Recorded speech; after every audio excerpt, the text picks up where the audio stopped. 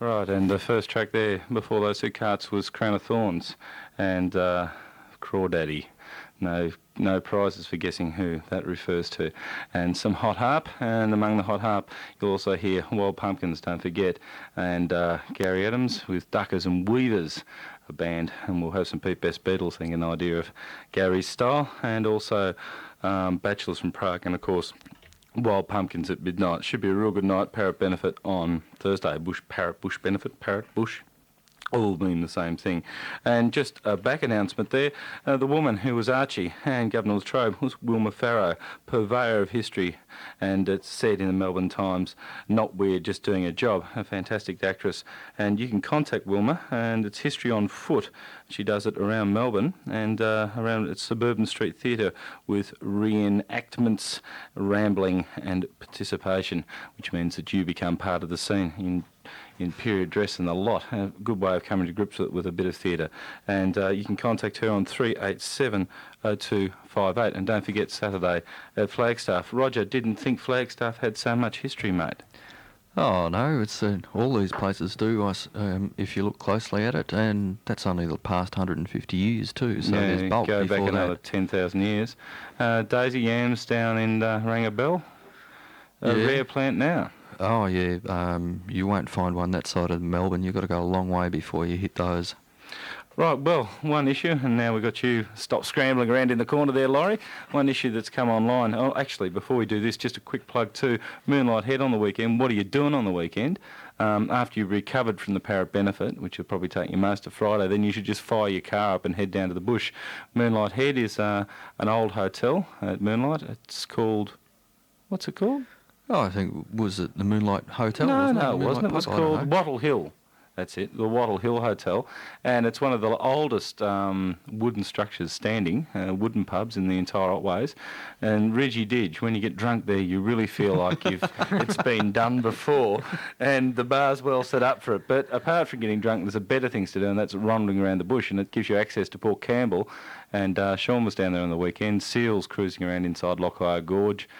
Snakes to be seen out wider of the pub, and all kinds of things, and a bit of diving with water absolutely crystal clear. It's not very often it's calm down there, but when it is absolutely spectacular. So it's that time of the year, face mask, snorkel and flippers time, and if you get those bits and pieces together, plus a pair of big, begged, borrowed, stolen binoculars, we might see you down there. Give us a ring, 419-2066. It's about $45, I think, for the whole weekend. And Laurie, you'll be down there this weekend. Yeah, I'll be there, Bob, with filling bells in on or something else. Yeah, bells on, showing people all kinds of things. So, well worthwhile weekend. Of course, this gets you out into the bush, and it's one thing listening to it on the airways, but far more important that you pull finger out. So, come on. Give us a ring, 49266. Get fired up. I'll give a bit of a plug too for people who live down that way and who are within easy reach of Geelong. There is a good natural history program on the community radio down there, YYR. It's about 100 point something on your dial, megahertz, and that's run by Mark and Trish, who are also running the Indigenous Nursery down in Geelong, and I had the good fortune to go on that program last week. I told the salinity story. That's Monday nights at 8 o'clock. Right. And yes, if you can pick that up in the western suburbs too of Melbourne, I do believe. Okay, and more coming up, I suppose, all the time about Hattah-Kulkyne. An article by Leith Young in the paper yesterday in the back of the Age, if you saw it, sort of outlined the guts of the issue.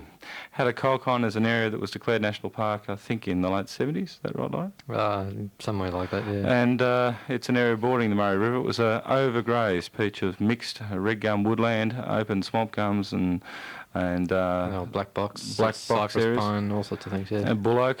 And, Beelo. And mallee. They call it, and mallee on the other side, the Hattah side. When you're driving up from Melbourne to Mildura on the Calder Highway, you go straight through the middle of the mallee section of it, and that whole block, the Hattah-Kulkyne block, there aren't any roads through there, so if you drive back along the Murray towards Swan Hill, you take this big dogleg, you have to go down towards Odeon and then turn east, and that huge area in there is the Hattah-Kulkyne. There are roads, no major roads. No major roads. Lots of fences, lots of gates. I've been through there a number of times over the past 15, 20 years. Folks used to go up, we lived in Kerrang, used to go up to Mildura a lot. And when we had some spare time, it was always, oh, come on, can't we drive back through the Culkyne? And we often did, and it's an absolutely fascinating place. Isn't it? Now, one of the things that's come up there is that a few years ago now, a block called the Mournpool block was fenced off, and a whole lot of rabbit control was initiated in that block, with the idea of removing the rabbits from it so plots could be set up that excluded kangaroos, to have a look at the effect the kangaroos were having on the surrounding vegetation. Now, this was done and the plots were set up, and new vegetation types were found, types of vegetation that didn't seem to survive the kangaroo predation. And after that, a call came out a few years ago. Have I got it right? Yeah, I was just sort of amused at your term predation. Kangaroos attacking the plants. Yeah, well, they are. They're predators, predators of plants, and kangaroo grazing. And after some time, it was then came out within national parks that there was a desire to do two things. One was to remove the kangaroos from that block entirely, so give it a chance to restore. And the other was the possibility of culling as a method of removal. And at the time, I think the figure mentioned, and still mentioned off and on, was 800 kangaroos needed to be culled. And it was a controversial decision, and one that I disagreed with, but I said my bit quite a few times on air. Laurie and Roger, well, maybe Roger first, what did you think? What do you think about the current state then? The current status, well, I have seen the museum had a seminar on the Mallee about a month ago, and at that there were various speakers from up that part of the world. They did talk about that issue. We had a look at some slides, so we could actually see the areas of kangaroo grazing. We could see a few small blocks within that larger block that have been fenced off from all grazing, and there definitely is a big difference in the structure of the vegetation. The small plots that have been fenced off have definitely got much better grass and herb cover. They've got the larger trees, the overstory, are regenerating through that. Where the kangaroos are grazing, there's very little, so there's no doubt. And the figures in the article yesterday show that there has been an increase of the kangaroo population in that block. The kangaroo density has increased quite a bit beyond it was after the drought and the culling. Part of the problem is the rabbits in there. But if they're fenced off, they can't move out, can they? No, well, that's part of the problem, that that whole area is a different fence blocks. So in the past it's been managed as freehold blocks and grazing blocks. There are a lot of fences in there, and it means that the kangaroos can't move in and out freely. So in times past, they would have migrated to wherever the food was, out into the Mallee during the wetter times, back towards the river during drier times where there was more vegetation, and flooding was seasonal.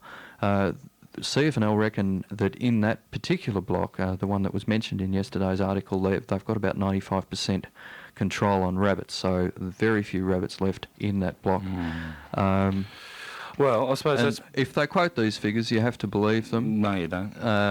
Bullshit, you have to believe them. What do you mean? Like, it's... Most of the bloody rabbits have gone. Oh, now, anyway, you've got to start believing people sometimes. No, not then. Laurie, what do you reckon with this? Well, I mean, the problem as it started, I guess, was that Hattah-Kulkyne was, up until the time it became park, well, or sometime before, it was a cattle station, or I mean, it was basically grazed by stock and probably grazed fairly heavily, and it's a combined problem really that's come in once the grazing pressure's been removed from domestic stock have been taken out.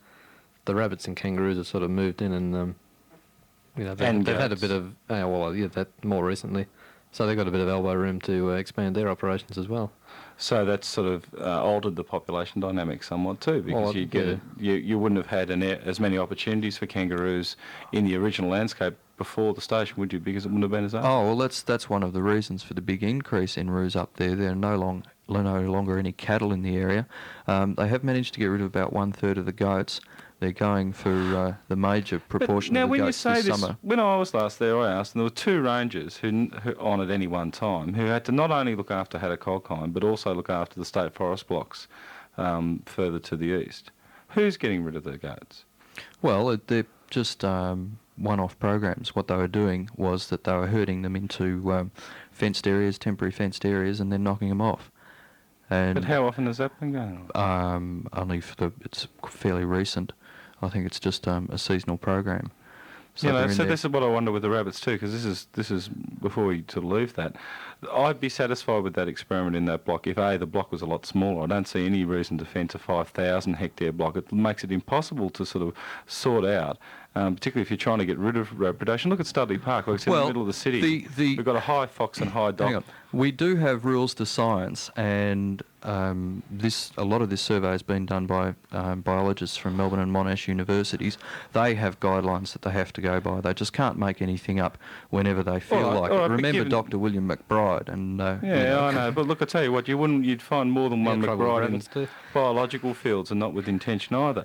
Look, if you've got just wait a second, Roger. If you've got an area that's 5,000 hectares, right? And you're trying to exclude kangaroos and rabbits from it, right? Why not pick a plot? I'd be happier with a plot that was some 200-300 acres where you could gradually fence the roos out by a mobile fence or electric fence or whatever to start off with, and replace it with your high fence, whatever technique you'd like to use. Something that was quite achievable, didn't cause any great pain one way or the other. You don't have to shoot the kangaroos. They joined the rest of the mob and be forced, down to the river earlier, or suppress the breeding, or however the population adjusts to that, right? And there's not big area talking about as percentage of the park. Then you could probably, in a small area like that, guarantee that you've wiped out all the rabbits. Rabbits breed so quickly, and they're such a nefarious beast. You don't see rabbits all that often at Studley Park, yet their effect in predation. Greens Bush, look at Greens Bush, it's incredible. You hardly ever saw a rabbit in there, and the effect of predation of rabbits was radical. When the orchids came up, Tony have a heap of orchids to show, you come back next day, there'd be none. So, and the effect of the rabbits, as I understood it, and maybe correct me here, but was that the grazing pressure of rabbits, say they controlled the rabbits 12 months ago, 8 months ago, something we'll have to find out when we interview people from CFNL on this soon. Within 8 months, in a warm season like we've just had, surely the population of rabbits could be back up to exactly what it was before. No, well, they did say that the work in there has been going on continually. There still are some rabbits in there, but there are not very many. The issue is that... it can't be continued. There's only 2 people there. There's more than that. Ranges. There's more than that for these programs. But the issue is that once an area goes down a certain amount of grass, I think it's about 450 kilos per hectare of dry matter with grass, they've calculated that once it's below that level, that kangaroos will start eating other things as well as the grass. And you've got to remember the rabbits only eat anything between about 0 and 6 inches off the ground.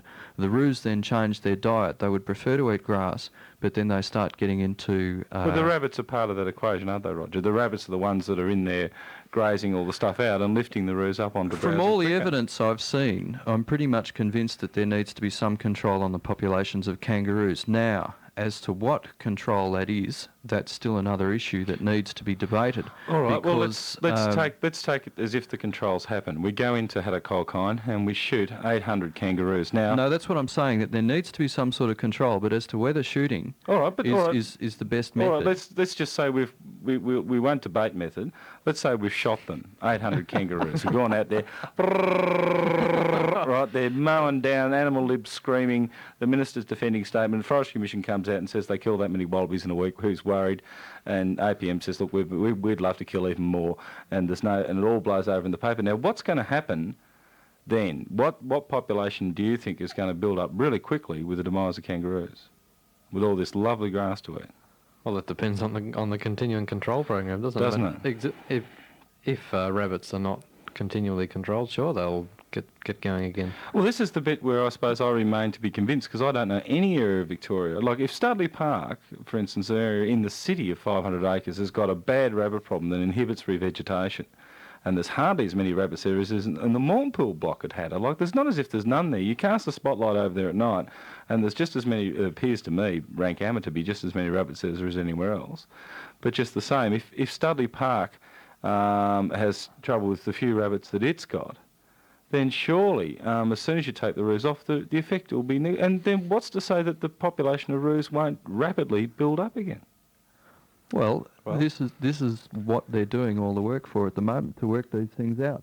The people who've done the work, as soon as they talk about population control, they know they're in for a permanent program, and that's what creates the difficulty.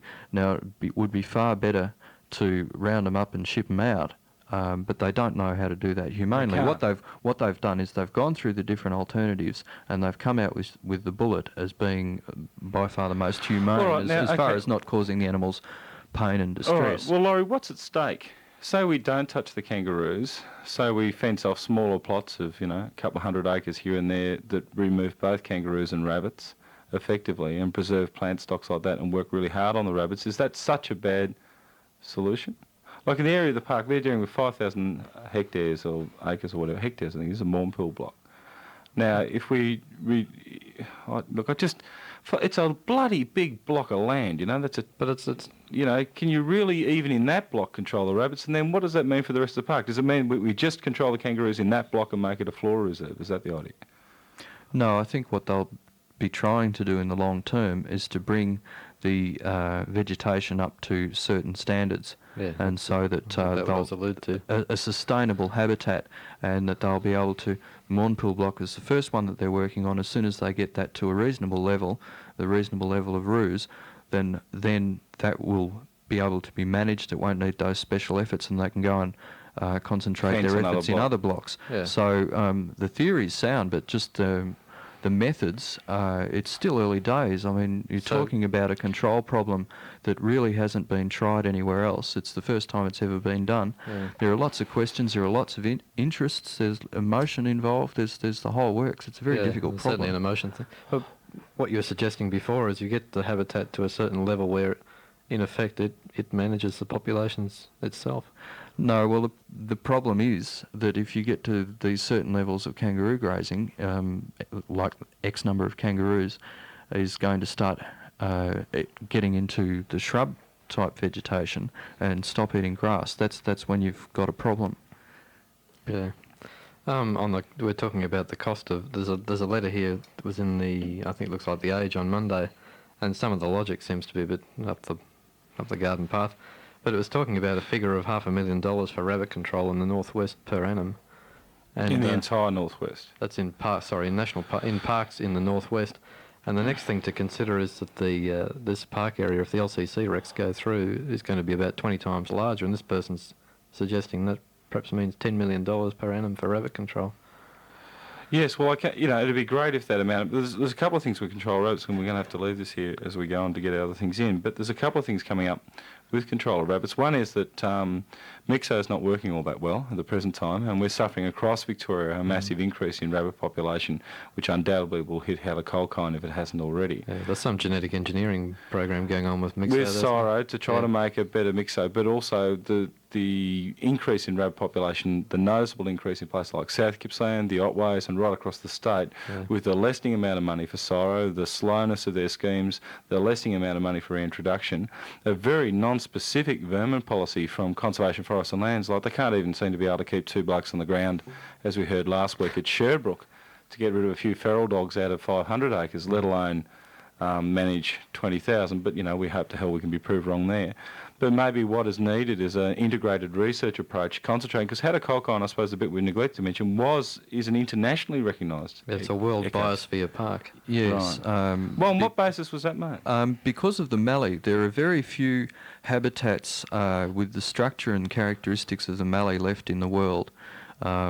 This sort of very ephemeral vegetation, because it doesn't take much of a change in the environment to either remove it, say a slight increase in salinity, which also figures in that area in the long-term management, because the water table in the whole north of the mallee is rising.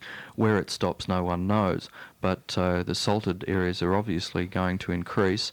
And elsewhere, grazing in the past, say there are areas of China which had similar habitats, most of those have been removed, and to have that amount of mallee-type vegetation, and in itself is a unique form of vegetation anyway, adapted to Australian conditions. But it's pretty wrecked mallee. Like, it's a real shocking disappointment to walk through the mallee there after going through the big desert or some of the other hinterland areas of the Sunset Country that haven't been grazed. Like, to get into Hattah-Kulkyne, I was up the eastern end and went for a long walk there, and the plants that are left are the ones that rabbits don't eat and kangaroos only eat occasionally. Oh, look, just about. The stuff in the river blocks and in the red gum and the black box forests is really depleted. The ground floor in there. Well, this is in mallee. is extremely hit This as is the well. eastern Malleebank. It was just Right. red dust everywhere, you know. And Ground flora depletion in lots of parts of the Mallee is absolutely astounding. Yeah. Well, another And issue you would have thought that, you know, that's what I'm saying, to concentrate in an area like that to eradicate, you know, isn't, with Well, they revegetation, do isn't the need way to you get- work isn't from the best block that you've got back? You know, isn't that the Bradley method, or the method that all revegetation uses? That you start off with a block of vegetation that's got a few weeds in it, you get rid of those few weeds and a few vermin problems, you get rid of that, and you work from there back into your better country. It just seems like a really odd place to start, an area that's just totally rooted. Yeah, I don't know about the situation with that in there, but that's the Flip a coin. that's the problem. But That's the disappointing thing about Hattah, really, is that it really hasn't had a chance to. what they realise do the need potential. is that they do need a sizable block that they exclude rabbits from and have some kangaroos in to monitor the grazing. So I mean, the But that theory's fine. Montclair block hasn't worked, has it? If the block is too small, the kangaroo pressures are going to become too great But too that fast. That's but why that- you do need a certain Yeah, size. maybe, but that Mournpool pool block hasn't worked, has it? Because it's chock-a-block with roos, they say. Well- So now that's the locals are saying it's got more roos in it than the surrounding land. That's right. They're bred up, they've had nowhere to go. That's so what's they're- happened. It's because the competition from the rabbits has slowed down. Let's stop Anyway, talking about Hattah-Kulkyne. All right. I can feel Well, a track coming on from the those folks, beetles. read yesterday's article. It's not a bad one. It's got a lot of information in it. There's one other issue in the Mallee which I think We'll I'll do just, after a track. after a track. After a track. Yeah. All right. I can hear the beetles. You can't rope them all to death tonight, Roger. Come on. That was just scattered applause then. We're up here busting our guts, giving 110%, and you're giving nothing. You can do better than that, or you can piss off. Go on, the lot of you, we got your money, we don't want you. There's hundreds of people outside queuing up waiting to get in. And come on, put a bit of life into it. We've got a guy coming on stage now who's a star. And I'm not just talking about a star in the Little League. I'm not talking about pie nights in Moorabbin. I'm not talking about elderly citizens clubs in Preston. I'm talking about the big league, the New South Wales club circuit. That's where this man is a star. He's known and loved from Dubbo to Tweed Heads. And I'm proud to say that he's not only a great entertainer, but one hell of a nice guy and a personal friend of mine. Would you put your hands together? Would you put your knees together? Would you put your wallets up on stage here for Julio Best?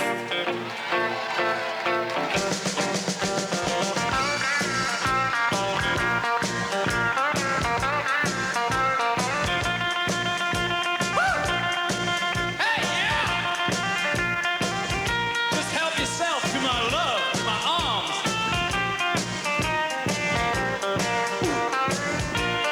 Where it began,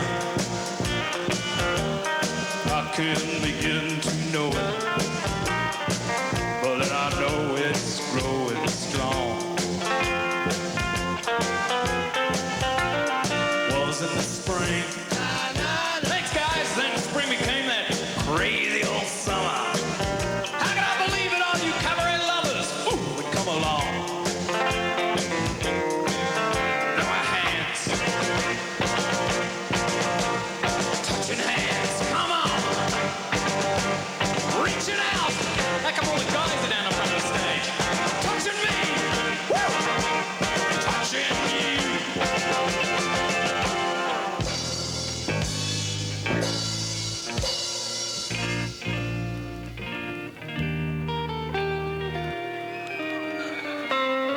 Pete Best has just got so much love to give.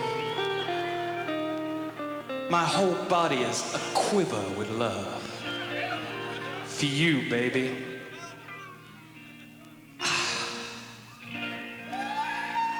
I'm gonna do a song now for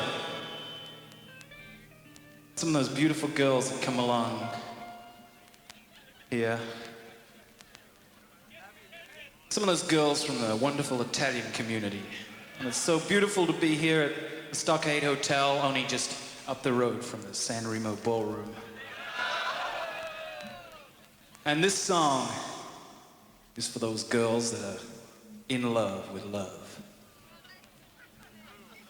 A little bit like this. Dimmy quando tuva. When we go down there, we cruise out to fossil sites. We've got some rippers down there. One at Joanna, which is an absolute classic, with a stack of what they call late tertiary shells. That's shells probably 30 million years plus, up in a large bank in as good a condition as when they just rolled off the tropical reef. And a fantastic beach down there, and fantastic rock pool life, spot on specky coast. We get over to Port Campbell, Bay of Islands. There should be those cormorants nesting there at the moment, Laurie, down there. There's a black-faced shags, as they're known these days, that particular species. Yeah, nest on the stacks, and you Yeah. can just stand at the cliffs and see them nesting.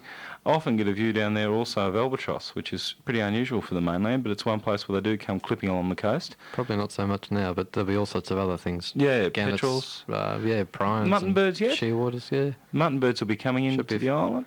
There should be a few cruising around. Yeah, so a fantastic place, and it's right on the edge of the sort of, you know, you can sort of look an uninterrupted view to Antarctica if you could get it that Yeah. way. Plus, it's just a very nice coast anyway, if Absolutely you can't see that beautiful. far. And plant-wise, fantastic. Mammal-wise, interesting, and reptile-wise, active. So if you're interested in that, 419-2066, Sean's out there now. One thing that's come up a bit in the paper has been the recent marijuana drought. We don't advocate for a minute that you use any drugs, of course, on air. You only need the bush if you're listening to the parrot. But the fact of the matter is, in Melbourne, that about 1 million people do use drugs, and they do use drugs like marijuana. And interesting things happened in the last few months. It's prompted an article recently in The Sun, and that was that there has been a chronic drought, apparently, in the availability of marijuana. We forget in the talk about drugs that marijuana is actually a plant, Cannabis sativa, and, Roger, a plant that's been used for many, many years. Yes, well, it's been used for such a long time that they don't really know its indigenous habitat. They're only guessing somewhere in Asia Minor, and probably around the Turkey region, somewhere, perhaps in Russia. But from that time, it's certainly the use of it spread east. It spread west, and there's some fairly recent information in a New Scientist that said, I think they'd found some in England. It was about 1500 BC or something like that. Some seeds which had been dated, and In the Scottish end of... yeah, In Scotland, I think. up in Hibernia. So it shows that I can near the luck. Half me luck to be near the luck. But the hooter up there, the whole idea of it was that the plant is what our banknotes are made out of, isn't it? yes, hemp and fibre. I don't know if they are today. They certainly were. Some notable people in history grew hemp. George Washington was one who grew hemp. Of course, in America, one of their early strengths was their availability of tall timbers for ships. And the other thing that they grew was they grew scads of hemp, and that was made into sailcloth, amongst other things. Also a great producer for very fine quality papers. Yes, legal documents certainly were in the past, and I think still are. Some of that extremely fine legal parchment is made of hemp and fibre. It makes an excellent fibre, and actually I remember there was a book floating around a couple of years ago of research done by the Americans in the Second World War. It looked like at that stage that there were shortages of necessary materials. Fibre was one of those, and the Americans actually tried to develop hemp without the THC, and they sunk quite a bit of money and spent quite a bit of time researching this, and they came out with a big fat zilch.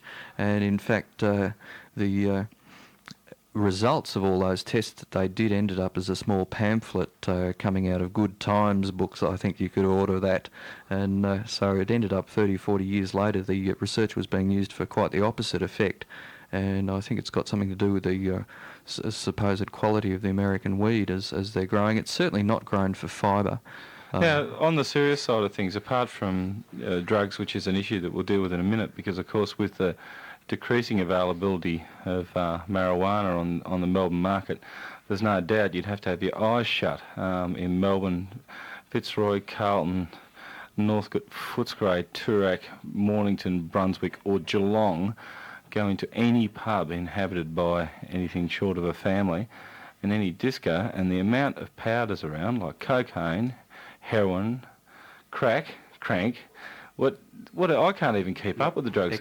Ecstasy. Oh, that's right, Mick, the great new drug on the line. All these bits and pieces that are around.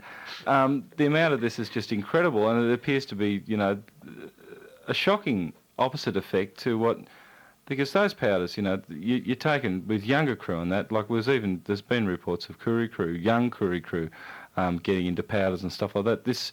If it's a choice, an either-or choice on a health basis, they can never recommend that anybody use drugs. But if it's an either-or choice on a health basis, surely it's marijuana that comes out well above these others as being a non-addictive form of drug. And what do you think, Roger, of this increase in powders? It seems like almost, if you're into a conspiracy theory, you begin to think that somebody's controlling the import of this plant and its distribution.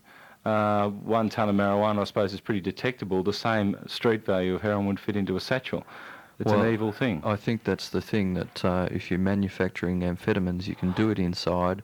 You don't need great banks of lights, you don't need the sun, you don't need anything like that. The chemicals are far easier to make. Certainly I think a lot of these other drugs, XTC, the whole process is chemical. That's not XTC, that's a group, isn't it? And but in excess.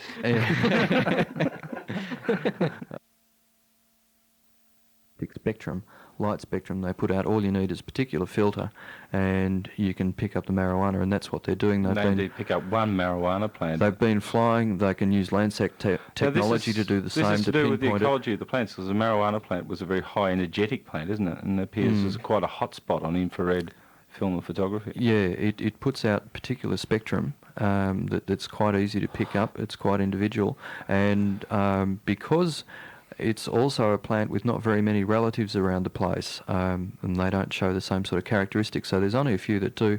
Marijuana and hops, I think, are the only. There are a couple of closely related plants, but they're really the only ones you'd run into in that sort of environment, certainly in this country. Right, now let's look at the flip side of the coin. Marijuana for paper. It's meant to be 4 times as efficient as producing paper from timber. It doesn't require half the horrible bleachcraft pulp processing. The crop for paper can be grown 2 or 3 times a year through most of temperate Australia, and even more in other places.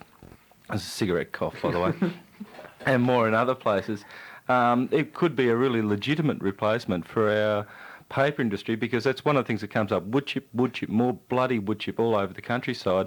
Maybe kill 2 birds with 1 stone. Remove it from if it was at all proposed to remove it from the illegal drug spectrum, to make it a cultivatable drug, and so that it was used for paper extensively, and to remove it so that there isn't this illegal market with its high prices, high fluctuations, and prices that around the traps of dubious pubs. In your rapid survey last night of asking the sleaziest characters you could find, what kind of prices were they looking at? Well, I mean, it's not uncommon now you're looking at $35 for a gram of marijuana, right? A gram? Yeah. Now, that's pretty common now in Melbourne. So how many grams in an ounce? Well, about 28. So it's a lot of money. I mean, in that Sun article, they quoted $500 an ounce as being a common price. So if you did buy a whole ounce, you might be looking at $500, which makes it, as they said in the paper, more expensive than gold. Right, and also, more importantly, more expensive than heroin. Well, that's the other point, which I was just going to say. The problem now is that it's actually become a lot more expensive than these other more dangerous drugs. So that's what's happening. People they can't afford it, let alone get it. And so people are turning much more to these other drugs. And as you pointed out, it's all very well for us to sit here and talk about it, but what about all these younger people who haven't had the experience and don't quite know how to deal and haven't learned how to deal with all these different things? And that's, I think, where the real danger lies. Right, and they consider them all illegal, all in the same spectrum, marijuana, or I'll snort coke or have a hit of skag. Yeah, and some of these other drugs are very, very dangerous, and you can kill yourself, basically, you know.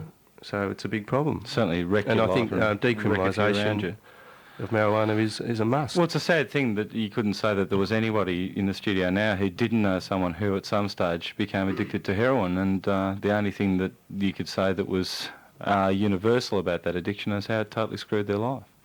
Yes. Well, I remember reading, just going on this paper business a couple of years ago in a Scientific American. They had an article about some plants which provided a good fibre source, good long straight fibre, and they were looking at biennial plants, which are ones that grow over 2 years. And they were looking at plants that could grow in a low rainfall climate, and one of those they didn't mention, of course, was cannabis because of the drug content.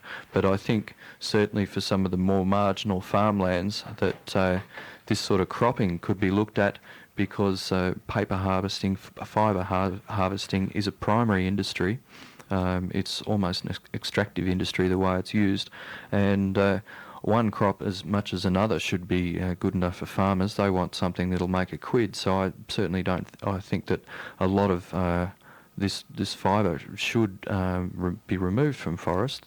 The need for it onto farmland. Yes, and just also as a legitimate crop. looking at it in terms of the carbon cycle and the greenhouse effect. If you're going to chop down a tree and waste all the leaf litter, which is 2/3 of the production of carbon dioxide from the forest is from the leaf litter, and that shoots up into the atmosphere in the form of CO2, adding to the greenhouse effect, which no plant has seemed to take into account. I still see a plethora of marinas on the books. I hope they're all floating ones.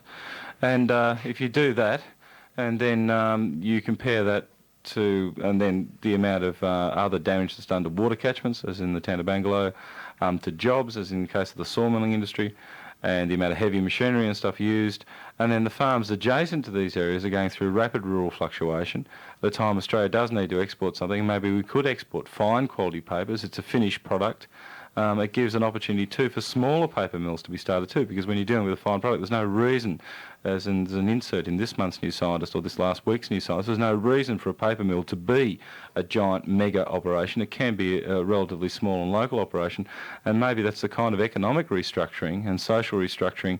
It's radical, but it's something that would definitely make a large ecological difference if at least we work with the right plants to get the products that we suppose we can't do Make without. a large sociological difference too, I think.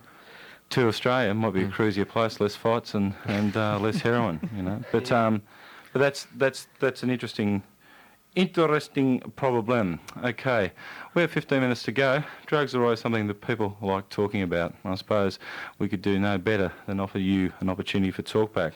Marijuana as a paper substitute, 419-2066 if you've got any comments to make. While you're doing that, we'll go into a track.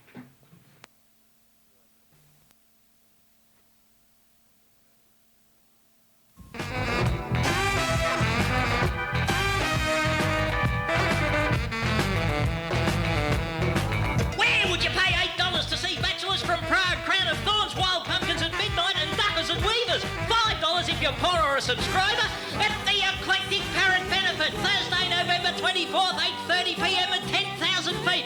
22 Lawrence Street, West Melbourne. Drinks and snacks available. Come and get it!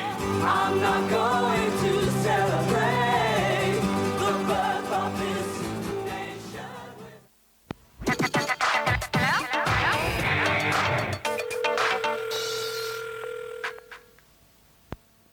Yes, and you're on 3RRR, and the time is 13 minutes towards the hour of 7 o'clock, getting towards the end of the show. But as we said before, tonight we're doing a little bit of talkback on maybe the substitution of marijuana for something in regard to paper production, something that gets scant little mention in the press, and certainly marijuana hasn't been an election issue for some 10 years since the likes of J.J. McRoche. We have a couple of people perhaps online. Let's just have a look. Number 3. And yes, you're on RRR talking about substitution for paper products. Who are you? Yeah, is this me? Yep, what's your name? It's not that I disagree with you at all, but I found it a little hypocritical. Right, in what way? Just on a lot of your views on plants, Australian plants, and Well, I suppose the difficulty is at the present time, with crops like wheat and even with wool and meat and so on like that, land that should be bushland is always used in farming. In fact, where I spend a lot of my time down in East Gippsland, majority of the land almost is used for farming in that particular case. I'd rather see it used for an efficient crop and get the bulldozers out of the bush and stop them knocking over 300-400-year-old eucalypt forest and make paper production something you can keep your eye on that comes off private land instead of something that's just drained inexplicably from public resource. And the reality is, of course, that the alternative we're staring in the face with massive pulp mill proposals. Do you still see it as hypocritical? of view. No, I agree sort of totally, but it's, I don't know, sort of ideally it's not sort of perfect in a way. No, it's not. No, and lots of things aren't. Yeah, that's a good point there. Okay, mate. Thanks a lot for your comment. And we get a live in the studio comment. All right, look, we'll go into that promised track, the one that didn't fade, and this is from Hattah-Kulkyne. Hattah.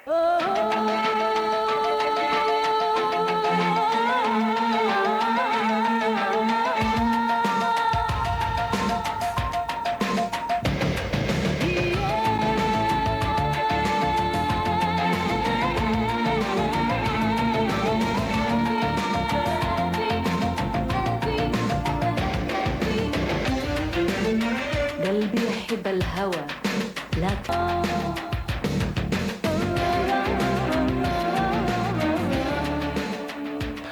As much as I like that track, we're running out of time and the switchboard is jammed. And first up, Phantom online. G'day, Phantom.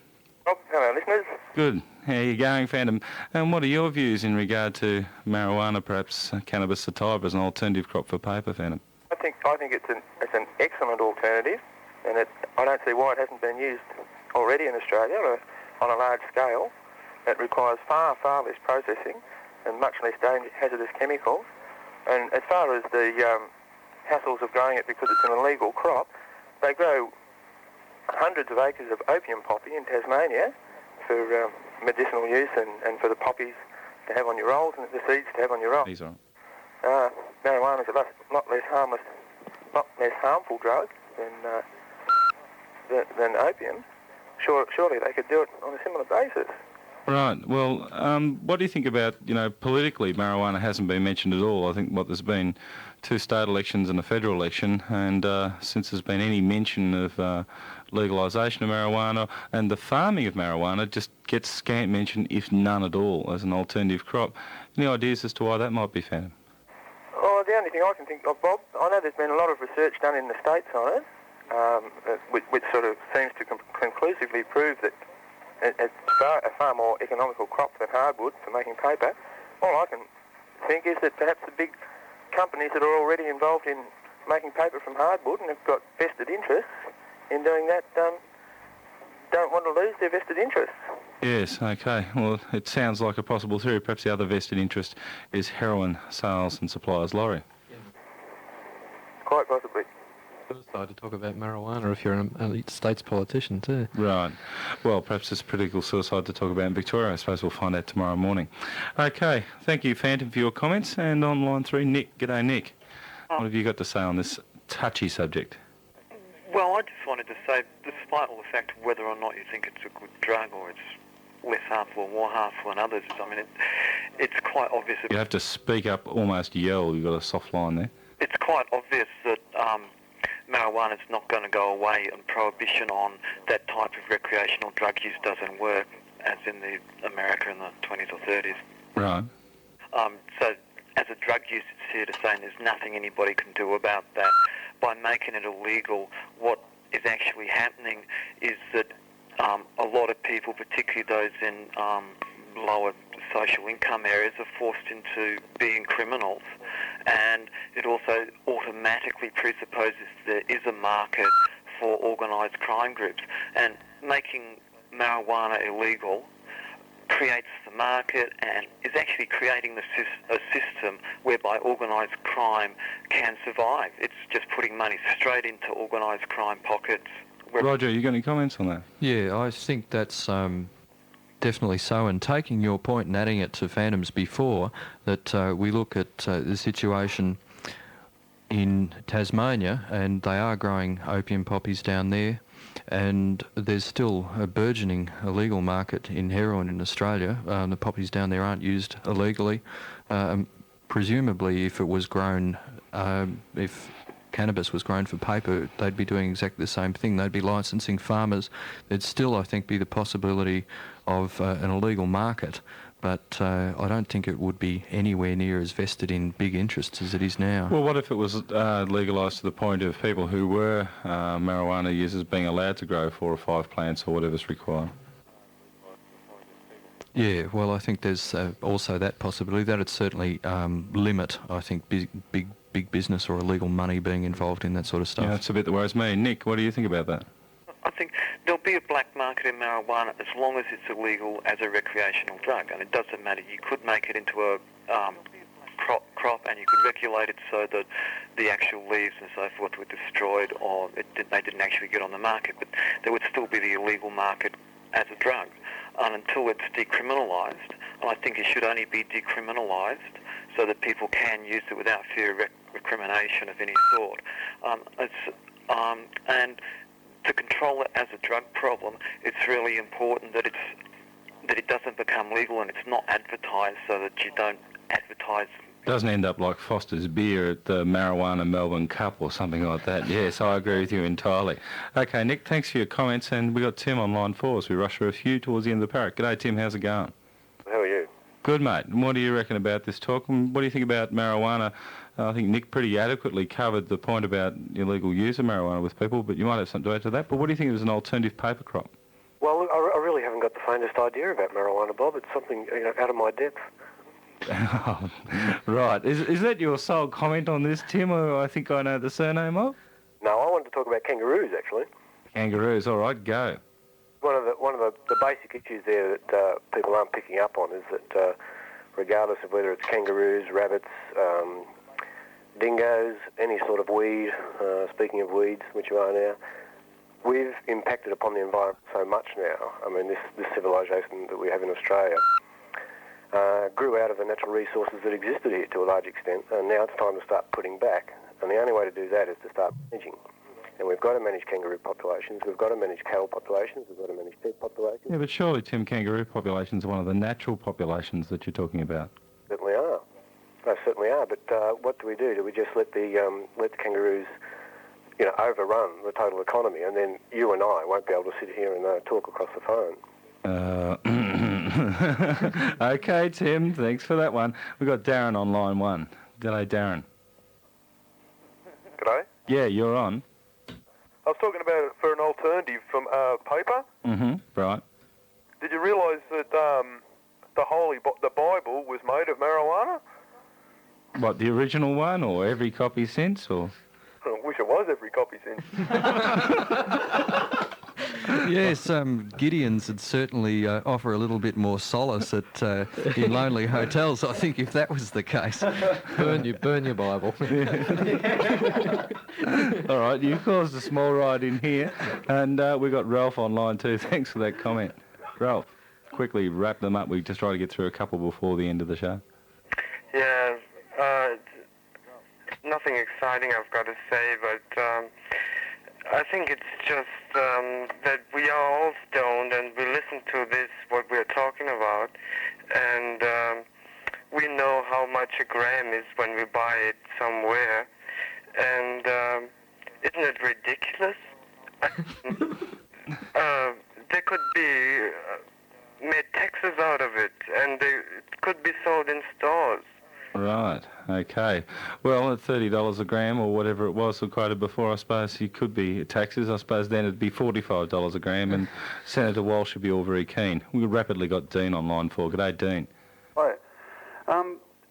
It's marijuana or hemp is really good for making paper, but it was used once for making clothes, shirts, pants. That's right too. You mentioned that, Roger. It was used for sailcloth, and I suppose also for clothing too. Yeah. I read it was said that if you had a shirt made from hemp, it would be passed on to your grandchildren and their children. It would just last that long. Right. Yes, well, I suppose that you would pass your clothing around. That's generally what happens with cannabis. You find it always is passed around, and it... Oh, God, it's not one smart ass, there's 1,000. Okay, well, that's a really sensible comment too, because that's just another use that could be used for it, and I suppose it's just one of those useful plants that's been prejudiced because of the effects it has on people when they smoke it. Okay, we've got Bill rapidly for a comment on line 3. G'day, Bill. G'day, how you going? Good, mate. Talking about marijuana and turning it into rope, I've got a couple of hundred plants that are about 3 foot high. I'm wondering where I could get rid of them. Well, I suppose the recommendation we'd have to give over air is there was an establishment in Russell Street in Melbourne that's really interested to see things like that. And I think you're handing us a lot of old rope, actually. Yeah, that's right. And you started this off, Roger. You started talking, and you've got it going. We've got some mystery call on line 1. G'day, who are you? That's a mystery, all right. Okay. And I think maybe Sean has one more caller there when he finally hands them up. Well, just before we go, we should mention the benefit on Thursday night. Yes, we've got to the end of the show. We missed that one. And people, please do attend. 22 Lorimer Street, which is right down the bottom. Lawrence Street. West Melbourne. And it's within easy access of anywhere. If you're going to go along for a few beers, please do take some form of illegal and sensible transport to get there, legs, taxis, whatever have you, but come along and have a good time. The price is so cheap that you'll be able to afford a taxi. Excellent value for 4 bands.